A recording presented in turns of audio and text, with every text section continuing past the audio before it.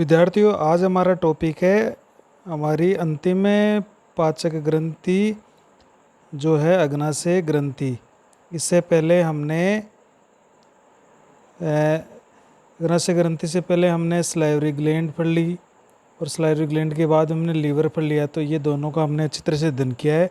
और आज हमारी अंतिम जो पाचक ग्रंथि है वो अग्नाशय ग्रंथि। ये जो अग्नाशय ग्रंथि है इसको हम पैंक्रियाज भी कहते हैं। ये हमारे शरीर की दूसरी सबसे बड़ी पाचक ग्रंथि है। सबसे बड़ी तो है लीवर और दूसरी सबसे बड़ी पाचक ग्रंथि हो गई अग्नाशय ग्रंथि। ये एक मिश्रित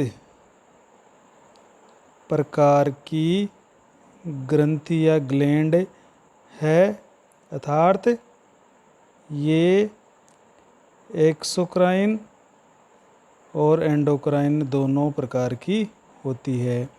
ये हमारे पाचन तंत्र में तो काम करती है एक्सोक्राइन का, और एंडो जो अंतःस्रावी तंत्र होता है उस अंतःस्रावी तंत्र में ये एंडोक्राइन की तरह कार्य करती है। तो ये दोनों तरह एक्सोक्राइन कौन होती है? ये नलिका युक्त होती है और अपनी नलिका के द्वारा अपना स्राव लेके जाती है। जबकि अंतःस्रावी कौन सी ग्रंथि होती है? जो नलिका विहीन होती है। तो ये अंतःस्रावी तंत्र में सीधे ही अपने स्राव को रुधिर में छोड़ती है, जबकि पाचन तंत्र में ये अपने स्राव को किसी नलिका के माध्यम से संभावित स्थान तक लेके जाती है। तो ये एक दोनों का रूप है। इस कारण इसको अपने मिश्रित या मिक्स्ड पेपर टाइप की ग्लैंड हम इसको कहते हैं। इसका अगर अपने ये स्थिति देखें तो ये होती कहाँ है? तो हमने स्थिति देखा था कि जो हमारा आमाशय है, आमाशय का जो यू आकार का लूप, आमाशय के नीचे जो यू आकार का लूप बन रहा है छोटी आंत से, उस आकार के लूप में पत्ती जैसी संरचना में ये चपटी पत्ती जैसी संरचना में स्थित होती है और एक नलिका द्वारा छोटी आंत डुडेनम के अंदर खुलती है। तो हम इसकी अगर स्थिति देखें तो वो स्थिति कहाँ पर है? ये जो हम ये कह सकते हैं कि ये हमारे आमाशय के ठीक नीचे तथा जो ड्यूडेनम है, ड्यूडेनम को हम हिंदी में ग्रहणी भी कहते हैं, ड्यूडेनम के यू आकार के जो लूप बन रहा है उस लूप में स्थित है। तो ये जो यू आकार का लूप बन रहा है यू आकार के लूप में स्थित होती है और हमारे ठीक आमाशय के नीचे पाई जाती है। यह एक कोमल गुलाबी कलर की, मतलब गुलाबी रंग की चपटी पत्तीनुमा संरचना वाली ग्रंथि है। जैसे एक पत्ती हो और चपटी, जैसे पत्ती चपटी होती है तो उस रचना में ये पाई जाती है। गुलाबी रंग की होती है और बहुत ही कोमल एक ग्रंथि होती है। इसकी अगर लंबाई की बात करें तो इसकी लंबाई लेंथ लगभग, अपने मनुष्य की बात करें तो ये ह्यूमन के अंदर लगभग 15 सेंटीमीटर लंबी पाई जाती है। और इसका अगर वेट की भी देखें तो लगभग 85 ग्राम इसका वेट या वज़न होता है। तो एक पतली चपटी कोमल ग्रंथि ये पाई जाती है। अब अगर इसकी हम संरचना देखें तो इसकी संरचना में हम अगर इसकी संरचना बना के देखें तो ये इस तरह से इसकी संरचना होती है। जैसे ये एक अग्नाशय ग्रंथि मान लें हम, तो इसमें अग्नाशय ग्रंथि में क्या होते हैं? विशेष प्रकार की कोशिकाएं, और कुछ कोशिकाएं हैं वो ग्रुप बना के रहती है। जैसे एक ये है, तो इस तरह से बहुत सारी कोशिकाएं आपस में समूह बनाती है, गुच्छे बनाती है, और उन गुच्छों को हम कहते हैं एसिनी। तो ये इस तरह के इसके अंदर गुच्छे पाए जा रहे हैं। तो जैसे ये कोशिकाओं के गुच्छे हैं जिनको हम एसिनी या लोब्यूल्स या पालिकाएं भी कह सकते हैं, या कोशिकाओं के पिंडक भी कह सकते हैं। तो ये पिंडक हो गए। तो इसमें ये एक कोशिकाओं का समूह है। एसिनी का मतलब होता है कोशिकाओं का समूह। तो ये एक जैसे अग्नाशय ग्रंथि है, तो इसमें इस तरह के बहुत सारे पिंडक होते हैं पिंडक या इनको अपन कहते हैं पालिकाएं भी कह सकते हैं, पालिकाएं, या इनको अंग्रेजी में कहें तो लोब्यूल्स। तो लोब्यूल्स का मतलब क्या है, इसमें ये बहुत सारी कोशिकाओं के समूह है, या इनको हम कहते हैं एसिनी। तो एसिनी क्या होते हैं, ये सेल के समूह हो गए। तो सेल के समूह है ये, इसमें जैसे बहुत सारी कोशिकाएं यार आपस में एक ग्रुप बना रही है।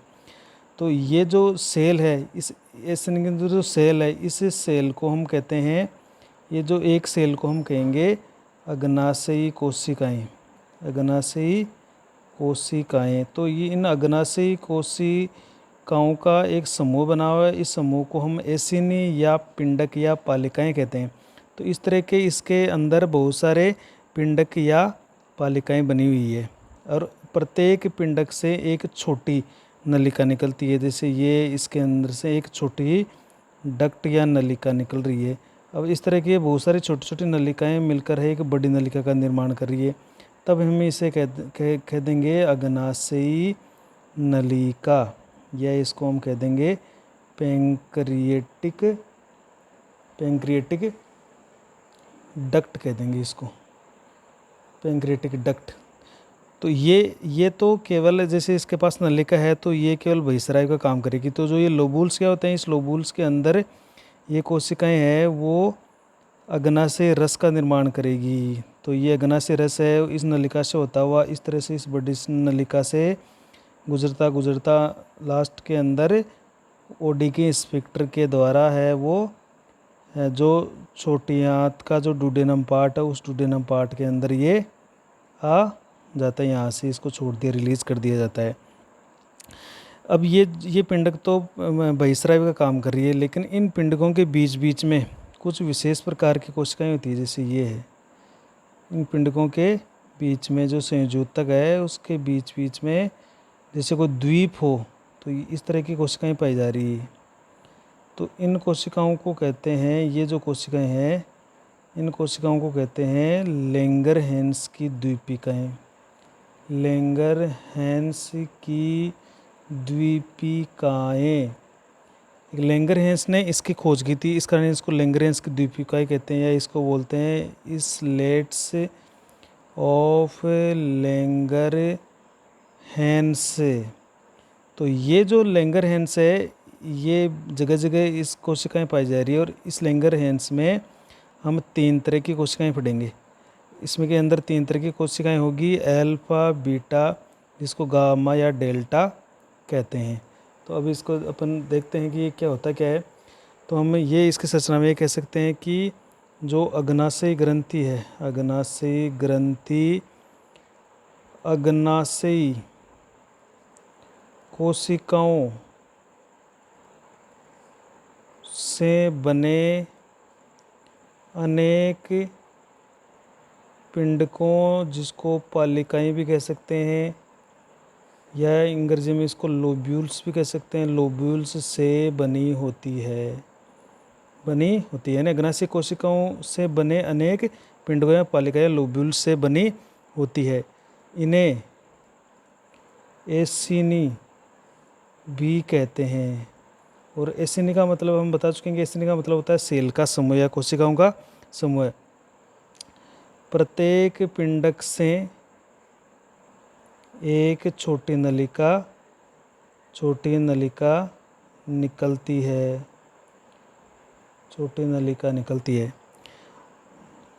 ये छोटी नलिका जैसे हम देखा, ये छोटी छोटी नलिका निकल रही थी। ऐसी अनेक छोटी छोटी नलिकाएं मिलकर एक बड़ी अग्नाशयी नलिका बनाती है। तो ये देखो, ये बहुत सारी छोटी छोटी नलिकाएं मिलकर एक बड़ी अग्नाशयी नलिका का निर्माण कर रही है, और इसमें अग्नाशय रस आ रहा है। ये अग्नाशय नलिका बन गई जो छोटी आंत का जो ग्रहणी है उस ग्रहणी में खुलती है। अब इसमें जो अग्नाशयी कोशिकाएं हैं, ये लोबूल के अंदर जो अग्नाशयी कोशिकाएं हैं ना, जो अग्नाशयी कोशिकाएं हैं पिंडक में अग्नाशयी रस का निर्माण कर रही है, अग्नाशयी रस का निर्माण करती है। अब ये अग्नाशय रस है, इस अग्नाशय नलिका द्वारा छोटी आंत में धीरे धीरे पहुंचा दिया जाएगा। अब नेक्स्ट एक चीज़ और बताइए आपको कि जैसे ये पिंडक, इन पिंडकों के बीच के अंदर विशेष प्रकार के कोशिकाओं के समूह और इनके अलावा और पाए जाते हैं, जिन्हें लैंगरहैंस की द्वीपिकाएँ कहते हैं। तो ये लैंगरहैंस की द्वीपिकाएँ हैं वो अंतःस्रावी का काम करेगी। तो ये तो लोब्यूल्स हो गए बहिस्रावी के काम के, और ये लैंगरहैंस की द्वीपिकाएँ हो गई अंतःस्रावी के काम की। तो हम ये कह सकते हैं कि इन जो अग्नाशयी पिंडक होते हैं, यानी पिंडकों के बीच बीच में विशेष प्रकार की सेल के समूह पाए जाते हैं, जिन्हें लैंगरहैंस की द्वीपिकाएँ कहते हैं।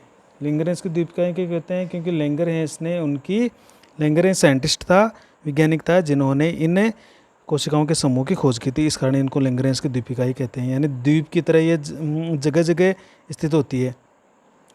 ये जो समूह होते हैं, ये समूह अंतःस्रावी प्रकार के होते हैं, अंतःस्रावी प्रकार के होते हैं। इसमें 3 प्रकार की सेल्स पाई जाती है, 3 प्रकार की कोशिकाएं मिलेगी इसके अंदर। तो फर्स्ट अपन पढ़ते हैं अल्फा सेल। इस अल्फा सेल में क्या है कि ये अंतःस्रावी प्रकार की है, तो इस कारण निश्चित बात है कि अंतःस्रावी अगर है तो वो कोई ना कोई हार्मोन बनाएगी। तो ये जो हार्मोन बनाएगी उसका नाम है ग्लूकेगोन। ये एक हार्मोन बनाते हैं जिसका नाम है ग्लूकेगोन। ये ग्लूकेगोन क्या करता है कि जो ग्लाइकोजन है, जो उस ग्लाइकोजन को ग्लूकोज में कन्वर्ट करता है, ग्लूकोज में। और हमने पहले पढ़ा था यकृत के कार्य में कि ग्लाइकोजन का ग्लूकोज में बदलना क्या कहलाता है? ग्लाइकोजिनोलाइसिस। तो ये प्रक्रिया होती है, इसमें ग्लाइकोजिनोलाइसिस होती है, यानी ग्लूकेगोन हार्मोन बना। तो उस हार्मोन ने क्या किया, इस ग्लाइकोजन को ग्लूकोज में बदल दिया, अर्थात ग्लाइकोजिनोलाइसिस की प्रक्रिया हो गई। दूसरी इसकी कोशिका पाई जाती है, इसका नाम है बीटा सेल। ये सबसे ज़्यादा पाई जाती है, और ये एक बहुत ही महत्वपूर्ण हार्मोन साबित करती है, इसका नाम है इंसुलिन हार्मोन। और इसकी कमी से हम जानते हैं कि डायबिटीज़ हो जाता है। तो ये क्या करता है, जो हमारे ब्लड के अंदर जितना अतिरिक्त ग्लूकोज है, उस ग्लूकोज को ग्लाइकोजन में कन्वर्ट कर देती है, और ये ग्लाइकोजन हमारे शरीर में स्टोर, यकृत में या त्वचा के अंदर ये स्टोर हो जाता है। तो ये ग्लूकोज का ग्लाइकोजन में बदलना क्या कहलाता है? ये कहलाएगा जिसको अपन क्या कहते हैं, ग्लाइकोजेनेसिस, यानी ग्लाइकोजेनेसिस, ग्लाइकोजन का निर्माण करना। तो ये कौन करेगा? Insulin hormone. तो ग्लूकोज होगा जो रुधिर में, उसको ग्लाइकोजन में बदल देगा, तो हमारे ग्लूकोज की मात्रा रक्त में नहीं बढ़ेगी। अगर इसकी कमी हो जाती है तो क्या होता है, रक्त में ग्लूकोज बढ़ जाएगा, रक्त में ग्लूकोज का बढ़ना ही डायबिटीज़ या मधुमेह कहलाता है। और तीसरी इसकी सेल होगी, एक चीज़ मैं और बता देता हूँ कि सबसे ज़्यादा बीटा सेल होती है। सबसे ज़्यादा कौन होती है? Beta cell. ये एक महत्वपूर्ण बात है यहाँ पर। और तीसरी सेल अपन ले लेते हैं, इसको गामा या इसको डेल्टा सेल भी कहते हैं, या तो इसको कहते हैं अपन गामा या इसको कहते हैं डेल्टा कोशिकाएं। ये जो कोशिकाएं हैं, ये बहुत ही महत्वपूर्ण हार्मोन स्रावित करती है, इसका नाम है सोमेटोस्टेटिन। यह हार्मोन का ये स्राव करती है, सोमेटोस्टेटिन। ये सोमेटोस्टेटिन क्या करता है कि ये इसका मुख्य कार्य है इंसुलिन व ग्लूकेगोन के स्राव को रोकना। ये उनके स्राव को डिक्रीज़ कर देता है, यानी उस दोनों में क्या रखता है, ये संतुलन बनाने का काम करता है। तो संतुलन बनाने का काम किसका है, सोमेटोस्टेटिन का है। तो अर्थात हम ये कहेंगे ये कि इनहिबिटिंग हार्मोन है, इनहिबिटिंग हार्मोन जो इन दोनों के स्राव को कम करेगा या रोकेगा, जिससे दोनों में बीच में संतुलन रहेगा। तो इस तरह से ये हमारी थी अग्नाशय ग्रंथि, जो हमने सारी ग्रंथियाँ पढ़ ली है। इसके बाद हम अपन पाचन की क्रियाविधि को स्टार्ट करेंगे। तो ये 3 तरह की सेल हो गई, अल्फा बीटा। ये अगर अपन देखें ना, तो इसमें ये बीटा सेल लगभग 70% होती है, और जो अल्फा सेल है वो लगभग 20% होती है, और सबसे कम होती है डेल्टा सेल, जो कि लगभग 10% पाई जाती है। तो सबसे ज़्यादा बीटा हो गई, फिर अल्फा हो गई, फिर हो गई डेल्टा। तो अगर अपन इसको याद करना चाहे तो आप इस तरह से याद कर सकते हो कि सबसे ज़्यादा तो है बीटा, उसके बाद में है अल्फा, और उसके बाद में है डेल्टा। तो बेड हो गया। तो आपका बीटा, फिर अल्फ़ा और डेल्टा। हालांकि अल्फ़ा को इससे लिखते हैं, लेकिन याद करने के लिए आप इस तरह से इसको लिख सकते हो, जैसे इसको बेड से याद कर सकते हो। तो इसको हम इस तरह से याद कर सकते हैं कि बीटा, अल्फ़ा और डेल्टा। तो नेक्स्ट वीडियो में हम इसकी क्रियाविधि को पढ़ेंगे।